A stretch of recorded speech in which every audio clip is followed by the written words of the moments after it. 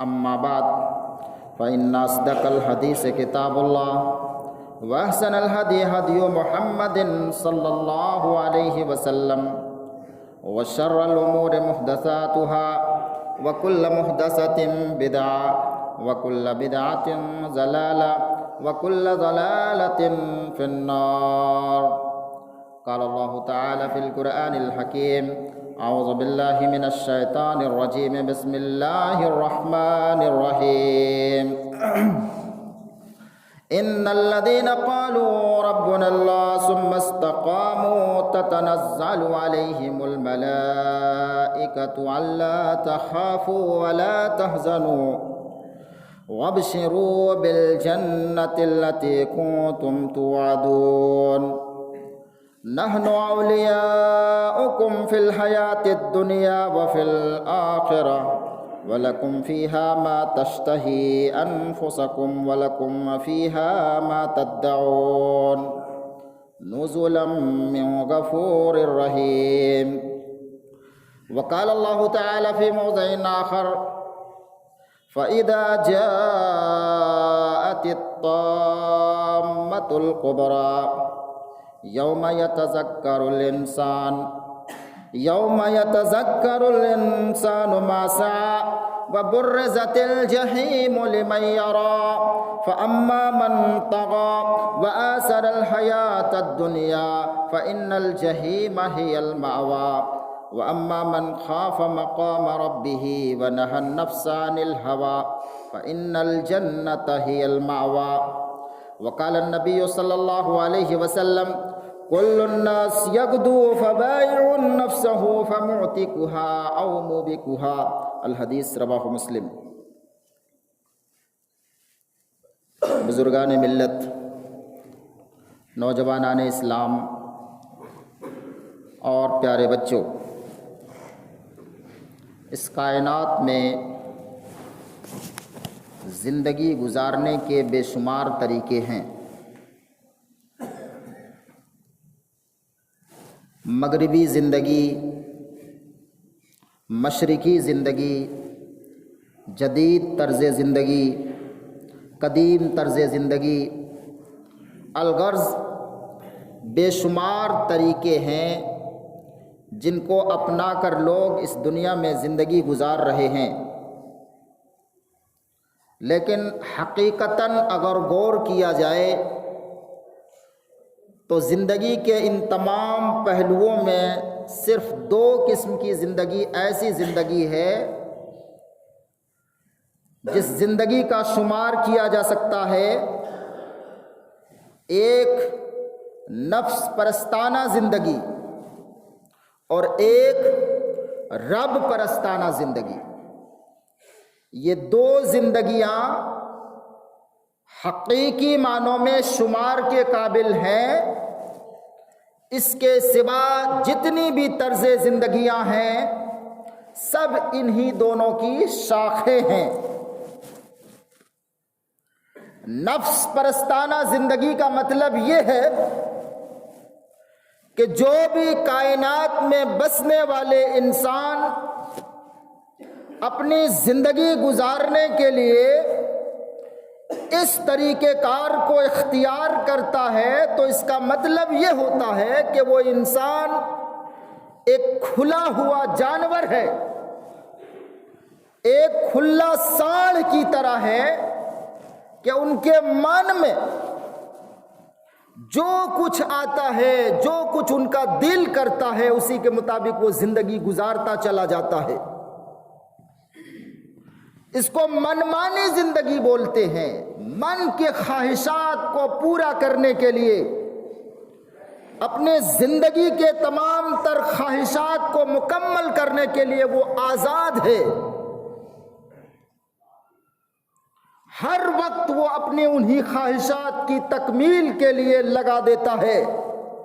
ہر وقت وہ مستیاں چاہتا ہے، ہر وقت وہ لذتوں کو چاہتا ہے، ہر وقت وہ مزہ چاہتا ہے، ہر وقت وہ چاہتا ہے کہ ہم لطف اندوزیاں کریں، مستیاں کریں۔ وہ کبھی بھی حکم اور فرما برداری کے راستے پر چلنا نہیں چاہتا، اور اس طریقے کو جو انسان اپنی زندگی گزارنے کے لیے چنتا ہے، اختیار کرتا ہے، پھر وہ اس دنیا میں جس قدر اس نفس پرستانہ زندگی میں آگے بڑھتا جاتا ہے وہ ڈوبتا ہی جاتا ہے۔ دنیا میں کوئی ایسا شخص نہیں ہو سکتا جو اس طرز زندگی کو اپنا کر یہ کہے کہ ہم انتہا کو پہنچ گئے، ہماری تمام خواہشات پوری ہو گئی، کیونکہ یہ وہ دریا ہے، وہ سمندر ہے کہ انسان اس میں جتنا ڈوبتا جاتا ہے اتنا ڈوبتا ہی جاتا ہے، اس کی گہرائی تک کوئی آج تک پہنچ نہیں سکا ہے۔ اللہ کے نبی صلی اللہ علیہ وسلم نے اسی لیے ارشاد فرمایا، لو کان لابن آدم وادیان من مال لابتغى ثالثا۔ اللہ کے نبی صلی اللہ علیہ وسلم فرماتے ہیں کہ اگر کسی انسان کے پاس مال و دولت، سونے اور چاندی کی دو بڑی بڑی وادیاں ہوں، کئی بیگھا میں صرف سونا رکھا ہوا ہو کسی انسان کا، دو اللہ کے نبی فرماتے ہیں لابتغى ثالثا، وہ تیسرا تلاش کرنے کے چکر میں رہے گا، وہ تیسرے کے کھوج میں رہے گا۔ کیوں؟ کیونکہ اللہ رب العالمین نے اس نفس کو بنایا ہے، اور اس نفس کو بنانے کے بعد اس کے خواہشات کو اس قدر وسیع کر دیا ہے کہ جو بھی اس طریقہ کار کو اختیار کر کے یہ زندگی اختیار کرتا ہے، ان کو کبھی بھی کہیں بھی جا کر ان کو راحت اور سکون نہیں مل سکتا، سکون اور اطمینان نہیں مل سکتا۔ آج دنیا میں جتنی بھی بربادیاں آئی ہیں، درماندگیاں آئی ہوئی ہیں، جتنی بھی پستیاں آئی ہوئی ہیں، وہ اسی نفس پرستی اور اسی دنیا کی زندگی کو، اسی نفس پرستی والی زندگی کے طریقہ کار کو اپنا کر اس دنیا کے اندر ساری برائیاں اور فساد و بگاڑ آیا ہوا ہے۔ آج مسلمان ہر اعتبار سے، تعلیمی اعتبار سے، مال و دولت کے اعتبار سے، اخلاق و کردار کے اعتبار سے بلندیوں سے جو نیچے دھکیل دیا گیا ہے، اس کی بنیادی وجہ یہی ہے کہ انہوں نے نفس پرستانہ زندگی کو اپنی زندگی میں اختیار کر لیا، رب پرستانہ زندگی سے وہ پیچھے ہٹ گئے، اپنے نفس کے خواہشات اور اپنے نفس کے تقاضوں کو پورے کرنے میں لگ گئے۔ اور یہ وہ دریا ہے جہاں پر انسان ڈوبتا ہی ہے، کوئی اٹھتا نہیں ہے، کوئی نہیں اٹھتا ہے۔ دنیا کی قدیم ترین تاریخیں جہاں مسلمانوں نے فتح کیا، مسلمانوں نے جب لوگوں کو ان کے ان گندگیوں اور غلاظتوں سے نکالا، تو اس سے پہلے مسلمانوں کی زندگی میں خود انقلاب لایا، خود انہوں نے اپنے آپ کو کنٹرول کیا اور اپنے آپ کو رب کی مرضی کے مطابق زندگی گزارا، اور رب کی مرضی کے مطابق اپنی زندگی کو انہوں نے ڈھالا، تب جا کر یہ کامیابیاں ان کو مل سکی تھی۔ ذرا یاد کیجئے، جب حضرت عمر فاروق رضی اللہ تعالیٰ عنہ کے دور خلافت میں،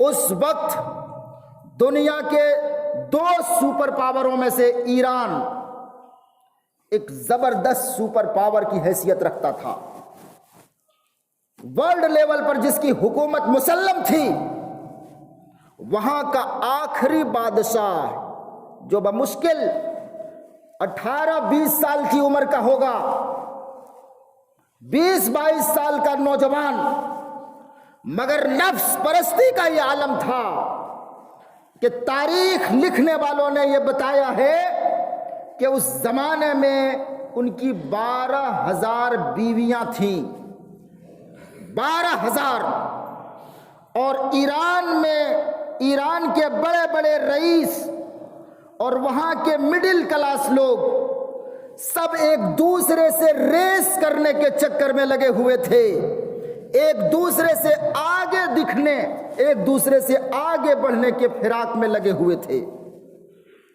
جب مسلمانوں نے اللہ کے نبی صلی اللہ علیہ وسلم کی صحبت، حضرت ابو بکر کی صحبت اور عمر فاروق کی صحبت میں، جنہوں نے اپنے نفس کو رب کی مرضی کے مطابق ڈھال کر پختہ کر لیا تھا۔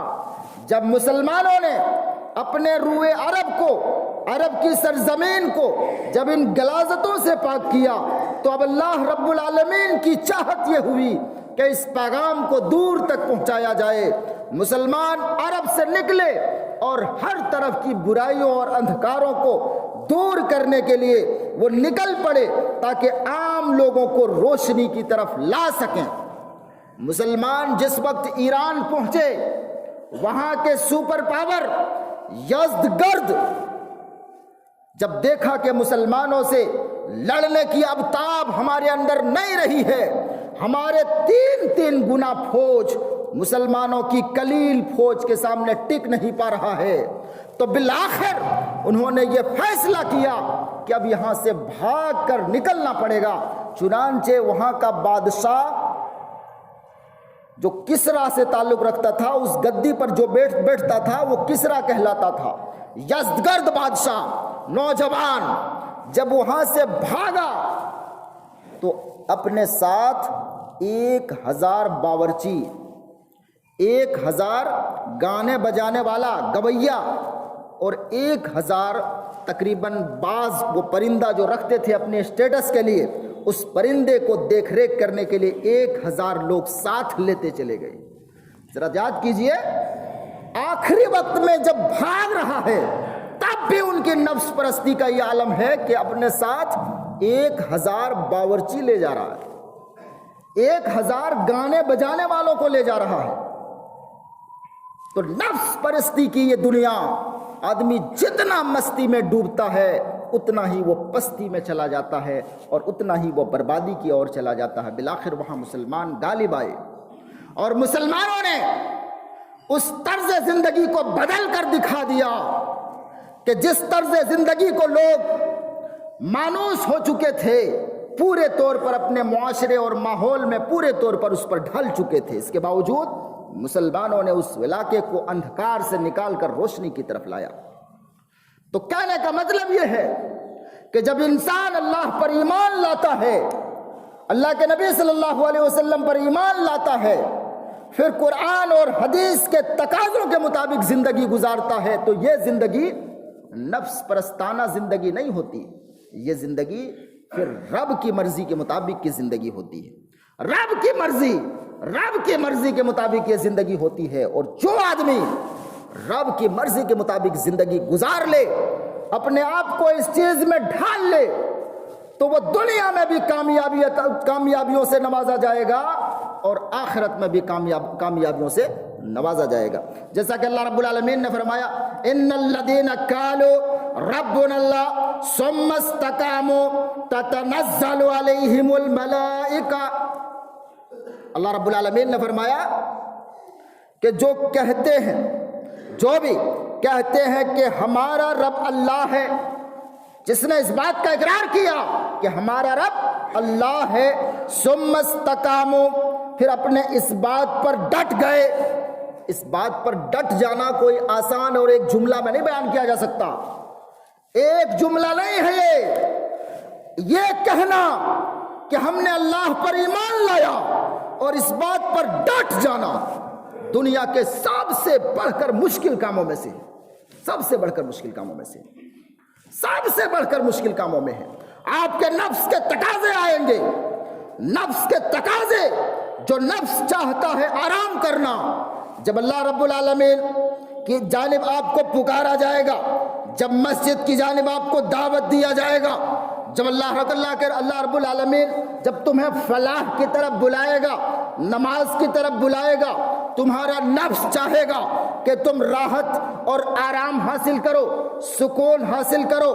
اس ٹھنڈی کے دنوں میں کہاں اٹھ کر فجر کی نماز پڑھنے جاؤ گے؟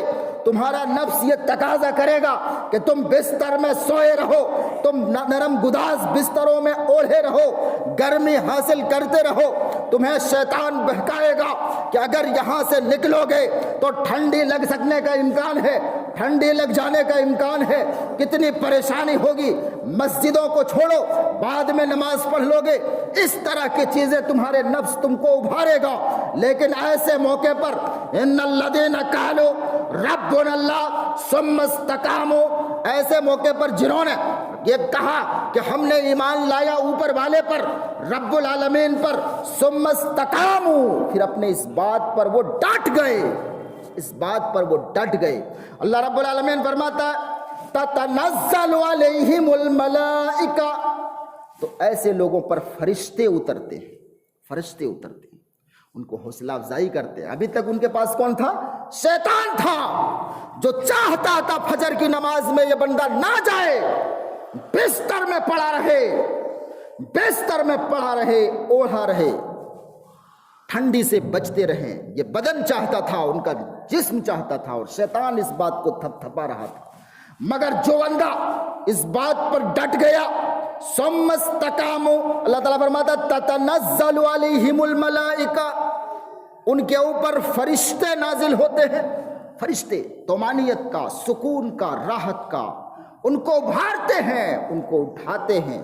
اللہ تعالیٰ فرماتا اللہ تخافوا ولا تحزنوا وابشروا بالجنہ، نہ ڈرو، نہ غم نہ کرو، ٹینشن نہ لو، غم نہ کرو، یاد کرو تمہارے لیے جنت ہے، تمہارے لیے جنت ہے۔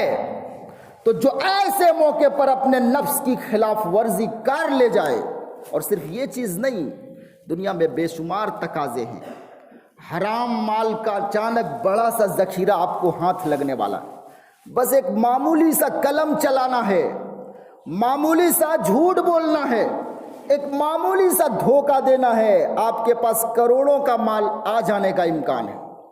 ذرا غور کیجئے، ایسے موقع پر جو اس بات پر قائم رہ گیا کہ ہم نے اللہ پر ایمان لایا ہے، پھر اس بات پر ثابت قدم رہ گیا اور نفس کے تقاضے کو ٹھکرا دیا، کیونکہ نفس کیا چاہتا تھا؟ نفس یہ چاہتا تھا کہ یہ موقع نہ چوکو، کیونکہ کروڑوں کا مال ہے۔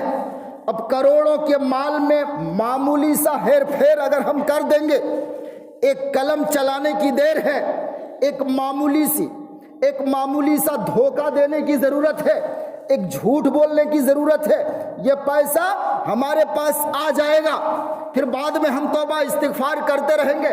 ایسے لوگوں کے لیے نہیں، جنہوں نے اس بات کا اقرار کیا کہ ہم نے اللہ پر ایمان لایا، ثم استقاموا، پھر اس بات پر ڈٹ گئے، اس بات پر جم گئے، تو ایسے لوگوں پر اللہ رب العالمین فرشتوں کو نازل کرتا ہے۔ افسوس، افسوس، آج اس دنیا میں ہم آرام چاہتے ہیں، سکون نہیں چاہتے۔ آرام اور سکون دو الگ الگ چیزیں ہیں، دونوں الگ الگ چیزیں ہیں۔ آرام کا تعلق جسم سے ہے، سکون کا تعلق روح سے ہے، آپ کے بدن سے ہے۔ یاد رکھیے،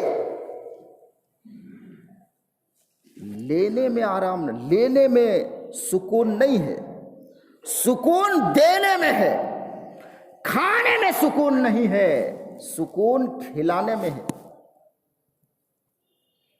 خدمت کروانے میں سکون نہیں ہے، خدمت کرنے میں سکون ہے۔ اور آرام اس کا جسٹ الٹا، آرام یہ چاہتا ہے، آپ کا بدن یہ چاہتا ہے کہ آپ کے پاس عمدہ لباس ہو، عمدہ گاڑی ہو، عمدہ گھر ہو، عمدہ بزنس ہو۔ لیکن یاد رکھیے، یہ سب کچھ عمدہ ہو گئے، لیکن آپ کا نفس تب بھی راضی نہیں ہوگا، تب بھی چاہے گا کچھ مزید مل جائے، کچھ مزید مل جائے۔ نفس اور آرام یہ چاہتا ہے کہ ہمارے پاس بہتر سے بہتر آسائی سے زندگی ہو، زندگی گزارنے کی فراوانی ہو، روپے پیسے ہو، مال و دولت ہو۔ اس سے راحت و آرام تو مل سکتا ہے چند دیر کے لیے، آرام تو مل سکتا ہے، لیکن یاد رکھیے سکون کہاں پاؤ گے؟ سکون نہیں مل سکتا۔ اسی لیے دیکھتے ہیں کہ بڑے بڑے بزنس مین، کروڑ پتی، مال و دولت سے گھر بھرا ہوا، لیکن بستریں نہایت عالیشان، لیکن نیند نہیں، چین نہیں، سکون نہیں۔ وجہ یہی ہے کہ ہم نے آرام کو چاہا، سکون کو کبھی چاہا ہی نہیں، سکون کو کبھی چاہا ہی نہیں، سکون ہماری تلاش میں کبھی رہا ہی نہیں۔ ہم نے تو آرام کے پیچھے بھاگا تھا، اور آرام کے پیچھے جتنا بھاگو گے اتنا ہی بربادی کی اور جاؤ گے۔ تو یاد رکھیے، سکون کا تعلق دل سے ہے، آپ کے قلب سے ہے، آپ کی روح سے ہے، اور کبھی بھی یہ چیز آپ کے بدن کے تقاضوں کو پورا کر کے آپ حاصل نہیں کر سکتے۔ بدن کے تقاضوں کو پورا کر کے آپ حاصل نہیں کر سکتے ہیں۔ سکون چاہتے ہیں، اطمینان چاہتے ہیں، تو آپ غریبوں، مسکینوں، یتیموں، بیواؤں اور اس طرح سے جو مظلوم طبقہ کے لوگ ہیں ان کی خدمت کیجئے، آپ کے دل میں سکون ملے گا۔ یہ آرام نہیں ملے گا، سکون ملے گا۔ آرام کا تعلق میں نے بتایا بدن سے ہے، اور سکون کا تعلق خدا پرستی، رب پرستی میں ہے۔ اللہ رب العالمین کی جتنی عبادت کرو گے، اپنے نفس کے خلاف آپ جس قدر اپنا یہ چیز اور یہ طریقہ کار مضبوط کرو گے، اتنا ہی آپ کو اللہ رب العالمین سکون اور طمانینت کی نعمت سے نوازے گا۔ آج دنیا میں سب سے زیادہ نوجوان سے نوجوان لوگ ڈپریشن میں جا رہے ہیں، ڈپریشن میں جا رہے ہیں۔ وجہ کیا ہے؟ وجہ یہی ہے کہ سب ایک دوسرے کے مال و دولت کے دیکھ رہے ہیں کہ اس کا مال اتنا ہے، ہمارا اتنا ہے۔ سب اپنے سے اوپر کے لوگوں کو دیکھتے ہیں، اپنے سے اوپر کے لوگوں کو دیکھتے ہیں کہ ان کا بزنس اتنا چل رہا، ہمارا نہیں چل رہا، ان کی دکان اتنی چل رہی ہے، میری نہیں چل رہی ہے۔ اب اس ریس والی زندگی میں جب رہتا ہے، اس ریس والے طریقہ کار میں جب رہتا ہے، تو ان کی صورت وہی ہوتی ہے جو ایرانیوں کی کبھی ہوئی تھی۔ پھر وہ کبھی راحت و چین و سکون نہیں پا سکتا۔ مال و دولت حاصل کر لینے کے بعد ہو سکتا ہے کچھ آرام مل جائے، لیکن سکون نہیں مل سکتا۔ یہ اللہ رب العالمین کی اطاعت سے مل سکتا ہے، اللہ رب العالمین کے ذکر سے مل سکتا ہے، کیونکہ اللہ رب العالمین نے ہمارے بدن کو بنایا ہے، ہمارے بدن کو اللہ رب العالمین نے بنایا ہے، اور جب اللہ رب العالمین نے ہمارے بدن کو بنایا ہے تو وہی بتا سکتا ہے اپنے بنائی ہوئی مشین میں کس چیز کے ذریعے سے یہ بدن چل سکتا ہے، کس چیز کے ذریعے سے یہ بدن بہتر طور پر کام کر سکتا ہے۔ تو اللہ رب العالمین نے فرمایا الا بذکر اللہ تطمئن القلوب۔ اللہ رب العالمین نے تو خود اعلان کیا ہے کہ یاد رکھو دنیا کے عقل مندو، دنیا کے عقل مندو، بڑے بڑے عقل کے دعوے داروں، تم سکون چاہتے ہو تو اللہ کے ذکر میں یہ سکون ہے۔ اللہ کے ذکر کا کیا مطلب؟ صرف اللہ اللہ اللہ اللہ کرنے سے نہیں، اللہ رب العالمین نے جو احکام نازل کیے ہیں اس احکام کے مطابق زندگی گزارنا پڑے گا۔ اللہ کے نبی نے جو پریکٹیکل کر کے دکھایا ہے اس زندگی کو اپنی زندگی میں ڈھالنا پڑے گا، تب جا کر آپ کے روح کو تسکین اور آپ کے روح کو اطمینان مل سکتا ہے، روح کو اطمینان مل سکتا ہے۔ ہمارے پاس بے شمار واقعات ہیں کہ کس طرح سے ہمارے نبی پاک صلی اللہ علیہ وسلم نے اپنے نفس کے تقاضوں کو کچلا۔ اللہ رب العالمین نے جب اپنے نبی پاک صلی اللہ علیہ وسلم کو نبی بنانے کا اعلان کیا تو اللہ کے نبی صلی اللہ علیہ وسلم عام زندگی اور عام انسانوں کی طرح وہ بھی لیٹ رہے تھے، سو رہے تھے۔ اللہ رب العالمین نے دوسری وحی، پہلی وحی تو اقرا بسم ربک الذی ہے، آپ صلی اللہ علیہ وسلم نبی بن گئے۔ کچھ دنوں کے بعد جب جبریل امین پھر اللہ کے رسول کے پاس آئے تھے، اس وقت اللہ کے نبی صلی اللہ علیہ وسلم سوئے ہوئے تھے، کمبل اوڑھے ہوئے تھے، اطمینان سے سوئے ہوئے تھے۔ اللہ رب العالمین نے جبرائیل علیہ السلام کو بھیجا اور اپنے نبی صلی اللہ علیہ وسلم کو بڑے پیار و دلار کے انداز میں فرمایا۔ کیا فرمایا کہ اے نبی پاک صلی اللہ علیہ وسلم، کبھی مزمل کہا تو کبھی مدثر کہا، اور اللہ رب العالمین نے کہا، کیا فرمایا؟ قم اللیل۔ اے نبی پاک صلی اللہ علیہ وسلم اب سو کہاں رہے ہیں، اٹھیے، رات کو قیام کیجئے، رات کو قیام کیجئے، تہجد پڑھیے، رات کو قیام کیجئے، تہجد پڑھیے۔ اور آگے فرمایا کہ ان ناشیۃ اللیل ہی اشد وطئا واقوم قیلا۔ یاد رکھیے دنیا کے سارے عقل مندوں، اللہ رب العالمین کے اس آیت میں اللہ رب العالمین نے بلندی کا ذریعہ بتایا ہے، اور وہ کیا ہے؟ اور وہ یہ ہے کہ رات میں تہجد پڑھنا نفس کو روندنے میں سب سے بڑھ کر کارگر ہے۔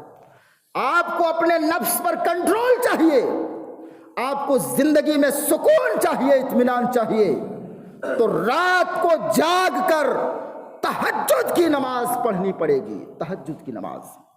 اسی سے انسان اپنے نفس پر کنٹرول پا سکتا ہے، اور جو آدمی اپنے نفس پر کنٹرول کر لے جائے، در حقیقت اسی کے لیے بلندی ہے، اسی کے لیے رفعتیں ہیں، اسی کے لیے بلندیاں ہیں، اسی کے لیے بلندیاں ہیں۔ تو اللہ کے نبی صلی اللہ علیہ وسلم کو سب سے پہلے اللہ رب العالمین نے جو ٹریننگ دی تو کیا طریقہ اپنایا کہ آپ صلی اللہ علیہ وسلم کو کہا گیا کہ آپ سونے کا ٹائم اور آرام کرنے کا ٹائم آپ کا چلا گیا، اے نبی پاک اب رات میں آپ کو تہجدیں پڑھیے، رات بھر تہجد پڑھیے۔ اللہ کے نبی صلی اللہ علیہ وسلم نے اللہ کے اس حکم کو اپنی زندگی میں نافذ کیا، اور بس اللہ کے نبی نے اپنے نفس کو کنٹرول کیا۔ ذرا غور کیجئے، وہ نبی پاک جو مکہ کے معاشرے میں صادق اور امین کہے جاتے تھے، اسی نبی نے جب نبوت کا اعلان کرنا شروع کیا تو کسی نے شاعر کہا، کسی نے جو ہے کذاب کہا، کسی نے جھوٹا کہا، کسی نے مجنوں کہا، کسی نے دیوانہ کہا، کسی نے پتھر مارا، کسی نے گالیاں دی، الغرض طرح طرح کی چیزیں کی گئی۔ ذرا غور کیجئے، ہمارے نبی پاک کا بھی تو دل تھا، وہ بھی تو انسان تھے، ان کا بھی تو دل دکھتا ہوگا، مگر کیسے ان سب چیزوں کا مقابلہ کیا؟ اللہ رب العالمین نے شروع میں یہ طریقہ بتا دیا کہ اے نبی پاک صلی اللہ علیہ وسلم، تجھ سے نبوت کا چونکہ سب سے اونچا کام لیا جانے والا ہے، اس لیے رات کو تو تہجدیں پڑھا کر۔ اب جب رات میں آدمی تہجد پڑھتا ہے تو نفس کے اعتبار سے، روح کے اعتبار سے وہ نہایت اسٹرانگ ہو جاتا ہے، اور جو بندہ اپنے جسمانی نہیں روح کے اعتبار سے اسٹرانگ ہو، دنیا کی کوئی طاقت اس کو زیر نہیں کر سکتی، کوئی طاقت اس کو زیر نہیں کر سکتی۔ آج مسلمانوں کو ان مغربی دنیا نے، میڈیا نے اور مغرب زدہ عوام نے اس قدر مرعوب کر دیا ہے، وہ چاہتے ہیں کہ لوگ اپنے منمانی زندگی میں گزارنے لگے، اور یہ جو بنیادی نقطہ ہے مسلمانوں کی کامیابی کا، اس چیز کو وہ مسلمان اور عام نوجوانوں سے دبا دینا چاہتے ہیں، اس چیز کو بھلا دینا چاہتے ہیں۔ اس لیے ہمیشہ کہتے ہیں کہ اپنے فیوچر کا خیال کرو، اپنا فیوچر کو دیکھو، اس لیے بینک بیلنس رکھو، یہ کرو وہ کرو، یہ سب چیزیں بعد کی ہیں۔ پہلے اپنے دماغ کو، اپنی علو حوصلگی کو، بلند حوصلگی کو اپنے اندر پیدا کرو، اللہ رب العالمین تمہیں بلندیوں سے نوازے گا۔ یہ چیزیں تو بعد کی چیزیں ہیں، یہ چیزیں بعد کی چیزیں ہیں۔ ذرا غور کیجئے، اللہ کے نبی صلی اللہ علیہ وسلم نے فرمایا کہ کوئی بھی بندہ جب صبح کو اٹھتا ہے تو دو قسموں میں بٹ جاتا ہے۔ تمام لوگ جو اس دنیا میں موجود ہیں، جب وہ صبح اپنے بستر سے اٹھتے ہیں تو دو قسموں میں بٹ جاتے ہیں۔ اپنے نفس کو وہ بیچتا ہے، اپنے نفس کو بیچتا ہے، اب یا تو وہ اس کو ہلاک کر لیتا ہے یا پھر اس کو آزاد کر لیتا ہے۔ یہ صحیح مسلم کی روایت ہے، صحیح مسلم کی روایت۔ اللہ کے رسول نے کیا فرمایا کہ صبح کو جب ہر انسان اپنے بستر سے اٹھتا ہے تو دو ہی قسم کی ہے، ہر انسان اپنے نفس کو بیچتا ہے۔ اب آپ تمام یہاں کی اکثریت تجارت پسند لوگ ہیں، دکاندار قسم کے لوگ ہیں۔ ذرا غور کیجئے، اللہ کے نبی نے اس میں کیا کہا؟ یہاں کے زیادہ تر لوگ تاجر ہیں، دکاندار ہیں۔ اللہ کے نبی صلی اللہ علیہ وسلم کے اس جملے پر غور کیجئے، اللہ کے نبی نے فرمایا کہ جب صبح انسان اٹھتا ہے اپنے نفس کو وہ بیچتا ہے، وہ آدمی جو ہے دکاندار ہے، اور نفس ان کا کیا ہے؟ وہ بیچنے والا مال ہے، وہ بیچتا ہے۔ اب یا تو اس کو وہ برباد کر دیتا ہے اپنے نفس کو، کہ کسی گڈھے میں گرا دیا، برباد کر دیا، پھینک دیا، سڑا دیا، یا تو پھر اس نفس کو آزاد کر لیتا ہے۔ قرآن مجید میں اللہ رب العالمین نے فرمایا کہ اللہ رب العالمین نے انسان کے نفس کو خرید لیا ہے، مومنوں کے نفس کو خرید لیا ہے۔ کس لیے؟ اس لیے کہ ان کے بدلے میں اللہ رب العالمین ان کو جنت سے نوازے گا۔ ذرا غور کیجئے، غور کیجئے، آپ لوگ تاجر ہیں، غور کیجئے اس بات پر کہ آپ کا کوئی سامان، آپ کے دکان کا کوئی سامان، آپ کے پاس 2 آرڈر آیا ہوا ہے. ایک آرڈر کسی بادشاہ کا آیا ہوا ہے. مثال کے طور پر اس بات کو غور سے سنیے، آپ دکاندار ہیں، آپ کے دکان کا کوئی سامان خریدنے سے تعلق سے 2 آرڈر آپ کا آیا ہوا ہے. ایک آرڈر تو بادشاہ وقت کا ہے اور ایک آرڈر کسی عام انسان کا ہے. جو بادشاہ وقت کا آرڈر ہے اور عام انسان کا آرڈر، آپ کس کو دینا ترجیح دیں گے؟ اور دونوں ایک ٹائم میں کیا ہے، آگے پیچھے نہیں، ایک ٹائم میں دونوں نے مطالبہ کیا ہے. عقل مند انسان کون ہوگا؟ جو اپنی تجارت بادشاہ سے کرے. بادشاہ سے کرے گا تو کیا ہوگا؟ ان کا مال بادشاہ کے ہاں جائے گا. وہ زیادہ پیسہ نہ بھی دے لیکن ان کا وہ مال بادشاہت اور بادشاہ کے دربار میں جا رہا ہے. ذرا غور کیجئے اس صورتحال کو. یہاں پر اللہ رب العالمین جو قرآن پاک میں فرمایا کہ اللہ رب العالمین نے مومنوں کے نفس کو خرید لیا ہے. کس لیے؟ کہ ان کے بدلے میں اللہ تعالیٰ ان کو جنت سے نوازے گا. اب جب مومن ہیں، آپ ایمان لا چکے ہیں، مسلمان ہیں، تو آپ اس بات کا یقین رکھیے کہ آپ نے اپنے نفس کو اللہ سے بیچ دیا ہے. بدلے میں کیا؟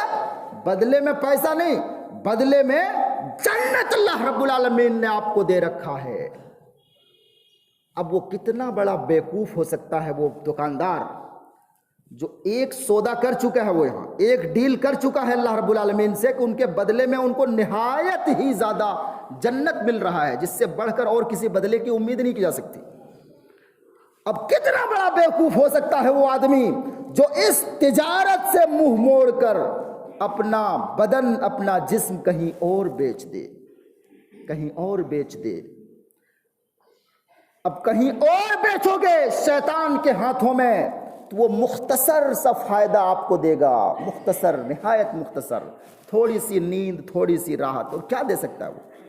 اسی لیے اللہ رب العالمین نے فرمایا فَإِذَا جَاءَتِ الطَّامَّةُ الْكُبْرَى، جب وہ بڑی آفت، نہایت بھیانک آفت آ پڑے گی، یعنی وہ قیامت، جب وہ قیامت آ پڑے گی، یوم یتذکر الانسان ما سعی، اس دن انسان یاد کرنے لگے گا کہ ہم نے دنیا میں کیا کیا. آگے اللہ تعالیٰ فرماتا ہے وَبُرِّزَتِ الْجَحِیمُ لِمَنْ یَرَى، اور جہنم کو دیکھنے کے لیے تمہارے آنکھوں کے سامنے کر دیا جائے گا. جہنم تمہاری آنکھوں کے سامنے کر دیا جائے گا. اتنا بھیانک، اتنا بھیانک جہنم.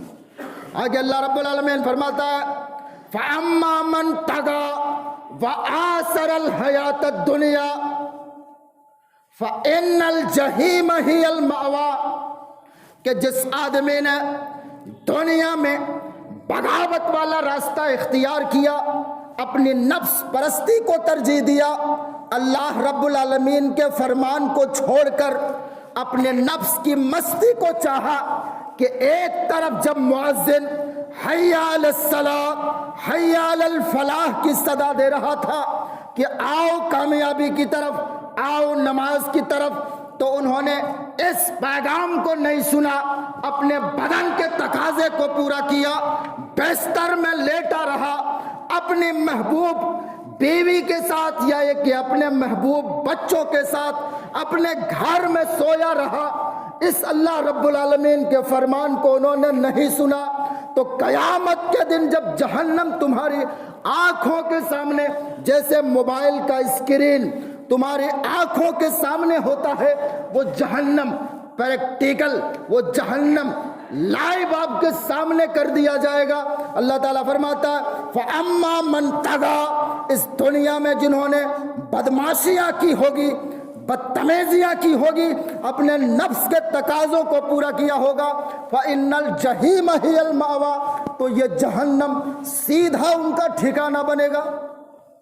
وَأَمَّا مَنْ خَافَ مَقَامَ رَبِّهِ، اور جو بندہ اس دنیا میں رہ کر اپنے نفس کو کنٹرول کیا اور اس بات سے وہ ڈرا کہ ایک دن ہمیں اپنے رب کے پاس حساب دینا ہے، اس چیز کو اپنی زندگی میں نافذ کیا اور پوری زندگی اسی فارمولے کے مطابق گزار دیا، تو اللہ رب العالمین فرماتا ہے فَإِنَّ الْجَنَّةَ هِيَ الْمَأْوَىٰ، تو ایسے لوگوں کا ٹھکانہ اس دن جنت ہوگا۔ یہ فیصلہ اللہ رب العالمین اس دن فرمائے گا۔ تو خود ہمیں غور کرنا ہے کہ ہم اپنے نفس کے تقاضوں کے مطابق زندگی گزاریں یا اللہ رب العالمین اور اللہ کی مرضی کے مطابق زندگی گزاریں۔